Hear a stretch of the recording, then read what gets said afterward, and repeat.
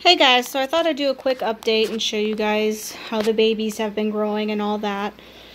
I had planned to do kind of like a day in the fish room type vlog thing, but I came down here and started working and actually forgot to turn the camera on, so that's not helpful. So I'm just going to do like an update and show you guys how the babies have grown.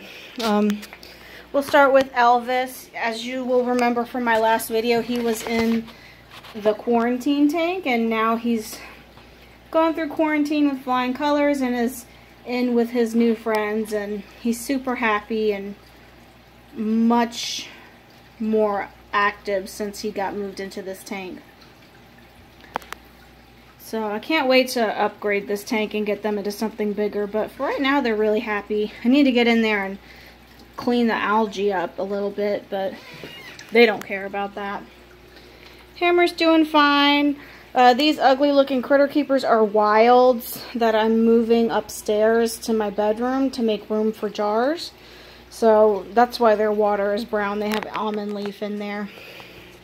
So let's take a look at some of the grow out tanks. This one's the 55 gallon. It has the largest fish. Mostly the largest fish in the spawns.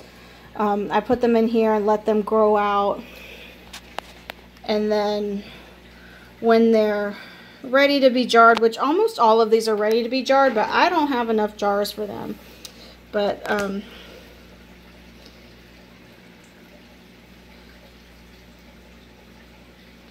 they go in here first and then go into the jars after they've gotten to the right body size. I did a bunch of jarring today, and I still have a ton of males in this tank. But so far, they're getting along pretty well. They do spar. They'll circle each other and nip at each other, but not very much damage. I think I've only seen one or two that have had nips in their fins so far, so that's pretty good. Hopefully they keep it up. Down here, more of the same. These guys are just smaller, but they are getting bigger. It feels like when you see them every day, it doesn't feel like they're growing, and then you go back and look at like the last video I posted and they were so small. So a lot of these guys are probably ready to move up into the bigger tank, but they'll probably be staying here for now just because I don't have any more space to be jarring. Moving over here to the other baby tanks. This is one of the Dalmatian veiltail tanks. I used to have this spawn split into 3 tanks. It's only split into 2 tanks now. I've been kind of narrowing down the number of fish in each tank. These are reds, crown tails, and then more of the Dalmatians. I love when they just all come running up. I think it's so adorable. They think I'm going to feed them, which I am, but not this second. These are more wild jars that need to go upstairs. This shelf up here is going to become a jar shelf.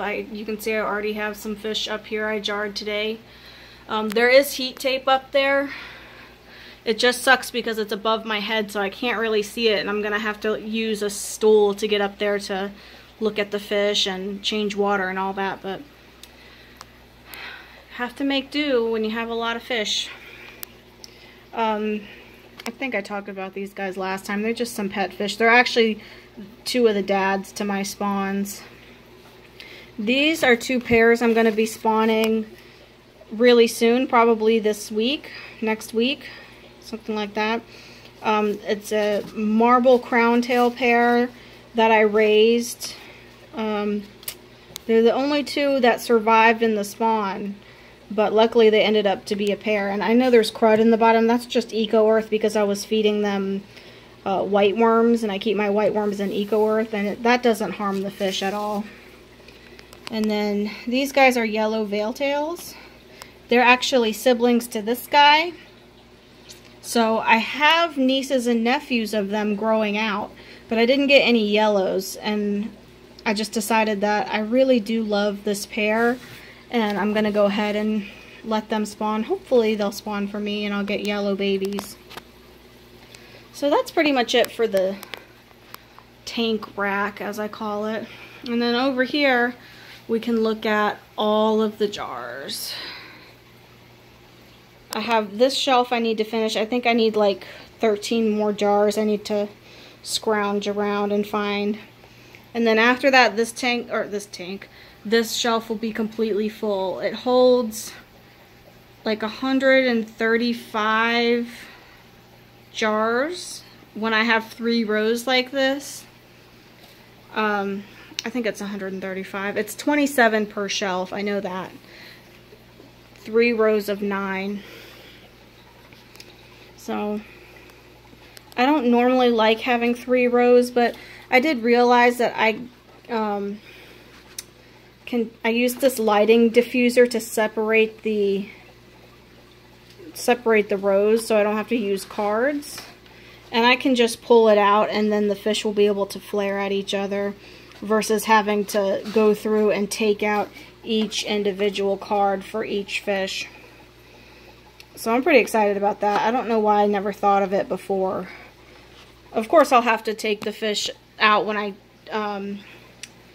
change the water, but for just every day for flaring and stuff, I'm really excited about not having to uncard them all the time. We can take a quick look at what I've got going in the jars. The lighting is really bad right now, but these guys are from my metallic spawn. Those are 2 little males. And I get this a lot. People try to say they're not males, their fins are short. Half moon males aren't born with super long fins. Their fins grow out as they're jarred. So these are males. They just haven't grown their fins yet. More coppers.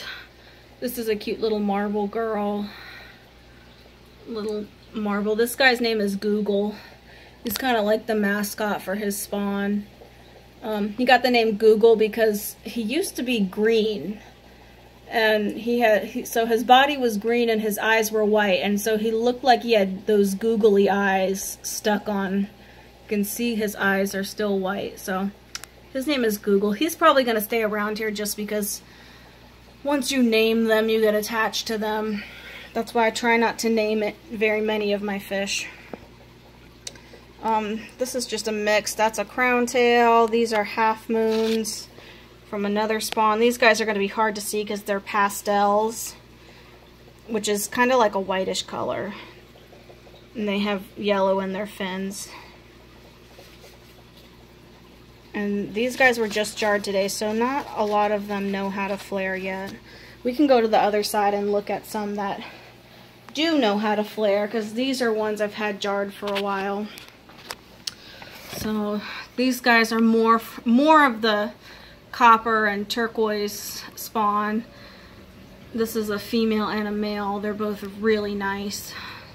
Probably show fish. Maybe even breeding fish. I really like that male.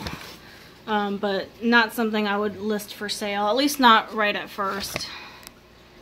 These kind of mustard gassy types. The yellow's not very bright on them though. More coppers. This guy on the end is a copper red.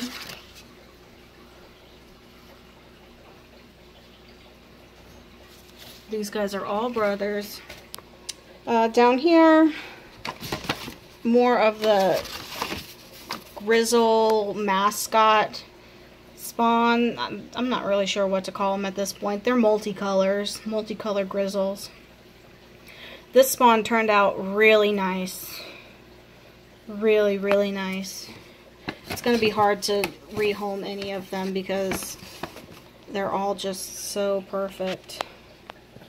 Not to toot my own horn. It's a cute little male. And let's see, down here, reds. Let's see if they'll flare. And then I have more in the middle, but of course you guys can't see them. But just a little taste of what's going on. As I said, it's been too cold to list fish. Hopefully it warms up pretty soon. I do need to order heat packs before I can start shipping. But my goal is in the next 2 weeks or so to hopefully be able to start listing fish for sale in the US. As I've said in the past, to find whatever fish I have available, please go to my Facebook page, which is Moon River Bettas. That's where all my fish will be listed when they're available. Right now I don't have anything listed because it's just been too cold. So, alright, we'll take a quick peek at Mr. Gordito, and then I'm going to cut it off. Just a short video today. Alright guys, thanks for watching, and I'll be sure to update you guys soon.